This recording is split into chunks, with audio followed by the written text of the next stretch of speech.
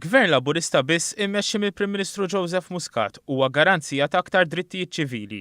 Dan għaliex l-Oppożizzjoni Nazzjonalista ma tistax tagħti din il-garanzija. Dan anke għaliex il-kontestanti għal kap tal-Partit Nazzjonalista fosthom Chris Said sostna li jekk ikun elett kap tal-Oppożizzjoni u eventwalment Prim Ministru huwa jbiddel il-liġi biex ineħħi l-kunċett ta' ugwaljanza sħiħa.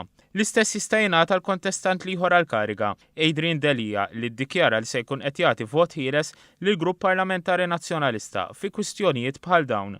F'konferenza tal-aħbarijiet il-Ministru għall-Ugwaljanza Elena Dalli sostniet li l-avvanzi li għamel pajjiżna f'dan il-qasam jinsabu taħt teddida minħabba l-Oppożizzjoni Nazzjonalista. L-Honorable Chris Said ma kienx favur din il-liġi għal konvinzjoni tiegħu li jemmen li kull persuna f'dan il-pajjiż titwilet kif titwilet għandha jkollha drittijiet u ma tkunx diskriminata, imma kienet jaqbel ma din il-liġi għal konvenjenza.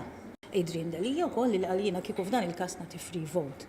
Inti qed temmen verament fl-ugwaljanza u qed temmen li kull persuna għandha jkollha drittijiet u l-obbligi bħal kulħadd, jew qed tgħid isma' kulħadd jagħmel li jrid. Clayton Kutajar, chairperson ta' Equality Labour, sostna li wieħed mill-prinċipji ta' Equality Labour ili tiffoka fuq il-persuna, irrispettivament mill-orjentazzjoni jew it-twemmin tal-persuna.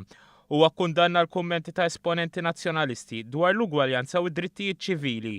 Nistgħux naċċettaw diskors fejn ixekkel minn din l-ugwaljanza, diskors li qed jintqal dal-aħħar fejn tidħol il-kwestjoni tal-liġi għal żewġ indaqs fejn kif saret b'tali mod li wieħed jindirizza l-persuna ħalli ma jkun hemm l-ebda tip ta' diskriminazzjoni.